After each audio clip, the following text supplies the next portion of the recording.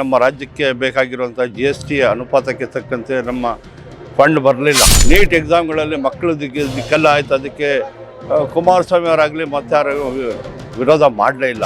ಒಂದೇ ಸುಳ್ಳನ್ನು ಪದೇ ಪದೇ ಹೇಳಿದರೆ ಅಮಾಯಕನಿಗೆ ಸತ್ಯವಾಗಿ ಭಾಸವಾಗುತ್ತೆ ಅಂತ ಆ ಥರ ಇವರು ಸುಳ್ಳು ಆರೋಪ ಮಾಡ್ತಾ ಇದ್ದಾರೆ ಹೊರತು ಮಣಿಪುರದಲ್ಲಿ ನಡೀತಾ ಇರೋಂಥ ಇಂಥ ಎಷ್ಟೋ ಕೃತ್ಯಗಳು ನಡೀತು. ಸಂವಿಧಾನಕ್ಕೆ ಸಂಬಂಧವೇ ಇಲ್ಲದದ್ದು ID ಮಾಧ್ಯಮಗಳ ದುರ್ಬಳಕೆ ಮಾಡ್ಕೊಂಡು ಇವ್ರು ಏನು ಹೆದರ್ಸ್ತಾ ಇದ್ದಾರೆ, ಇದಕ್ಕೆ ನಾವು ಸವಾಲಾಗಿ ಸ್ವೀಕರಿಸ್ತೀವಿ.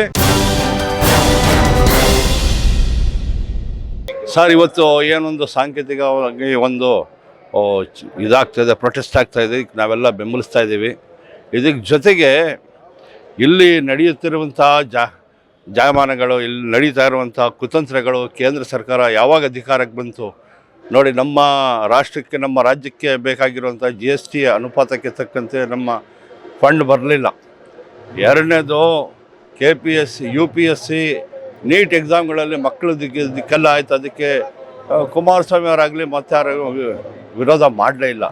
ಆಮೇಲೆ ಇವು ಕರ್ನಾಟಕದಿಂದ ಯಾರು ಆಯ್ದು ಬಂದಿದ್ದಾರೆ 27 ಜನ ಇವರೆಲ್ಲ ಇದ್ದಾರಲ್ಲ, ಇವರೆಲ್ಲ ಒಂದು ಬೀಜ ಹೊಡೆದು ಎತ್ತಂಗೆ ಮೋದಿ ಹತ್ರ ನಮ್ಮ ರಾಜ್ಯದ ಹಿತರಕ್ಷಣೆ ಮಾಡೋಕ್ಕಾಗಲಿಲ್ಲ. ಇವಾಗ ಏನೋ ಸುಮ್ಮನೆ ಒಂದು ಸದಾ ಗೊಬೆಲ್ಸ್ ಹೇಳ್ತಾನಲ್ಲ, ಒಂದೇ ಸುಳ್ಳನ್ನು ಪದೇ ಪದೇ ಹೇಳಿದರೆ ಅಮಾಯಕನಿಗೆ ಸತ್ಯವಾಗಿ ಭಾಸವಾಗುತ್ತೆ ಅಂತ ಆ ಥರ ಇವರು ಸುಳ್ಳು ಆರೋಪ ಮಾಡ್ತಾ ಇದ್ದಾರೆ ಹೊರತು ಇವರಲ್ಲಿ ನೂರಾರು ಇದೆ.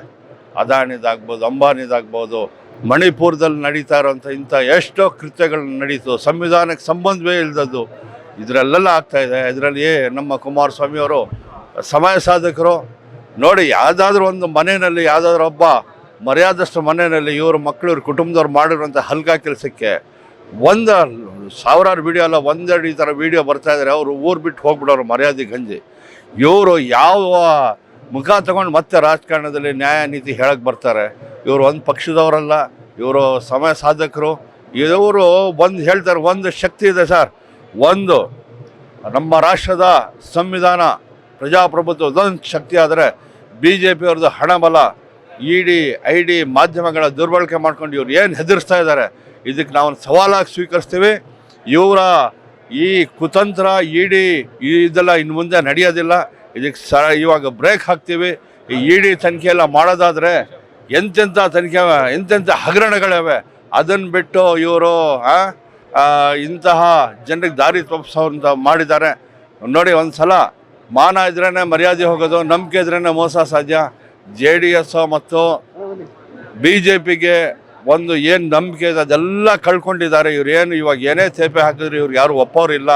ಇವ್ರ ವಿರುದ್ಧ ಇವಾಗ ಜನರೇ ತಿರುಗಿಬಿಟ್ಟಿದ್ದಾರೆ. ಕಾಂಗ್ರೆಸ್ ಅಂತಲ್ಲ, ಈ ಜನಾಂದೋಲನ ಆಗುತ್ತೆ. ಪ್ರಜಾಪ್ರಭುತ್ವ ಮತ್ತು ಸಂವಿಧಾನದ ಕೂಗಾಗಿ ನಾವೆಲ್ಲ ನಿಲ್ತೀವಿ.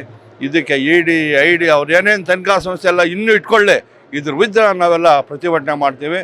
ಇದನ್ನು ಕುಮಾರಸ್ವಾಮಿ ಅರ್ಥ ಮಾಡ್ಕೊಳ್ಬೇಕು. ಇದು ಜಾಸ್ತಿ ನಿಮ್ಗೆ ನಡೆಯೋದಿಲ್ಲ. ಏನೋ ಪಾಪ ಅಂತ ನಿಮಗೆ ಕೊಟ್ಟಿರೋದು, ನೀವೇನು ಮೇಧಾವಿ ಹೋರಾಟಗಾರ ಅಂತ ಅಲ್ಲ, ಅಪ್ಪನ ಮಗ ಅಂತ ಹೇಳ್ಕೊಟ್ಟಿರೋದು. ಇದನ್ನು ಉಳಿಸ್ಕೊಳ್ಳಿ. ಸುಮ್ಮನೆ ನಿಮ್ಮ ರಾಜಕಾರಣ ಏನಾದ್ರು ಮಾಡಿ ಕುತಂತ್ರ ಜಾಸ್ತಿ ಮಾಡಿದ್ರೆ ನೀವು ಬೀಳ್ತೀರಾ ಅಂತ ಹೇಳಕ್ಕೆ ನಾನು ಎಚ್ಚರಿಕೆ. ಸ್ಥಳೀಯ ಹಾಗೂ ನಿಖರ ಸುದ್ದಿಗಾಗಿ ಸಬ್ಸ್ಕ್ರೈಬ್ ಆಗಿ ಬೇಮಾ ವಿಜಯ ಡಿಜಿಟಲ್ ಯೂಟ್ಯೂಬ್ ಚಾನೆಲ್ ಹಾಗೂ ಪಕ್ಕದಲ್ಲಿ ಕಾಣುವ ಬೆಲ್ ಐಕಾನ್ ಕ್ಲಿಕ್ ಮಾಡಿ ಕ್ಷಣ ಕ್ಷಣದ ಅಪ್ಡೇಟ್ಗಳನ್ನು ಪಡೆದುಕೊಳ್ಳಿ.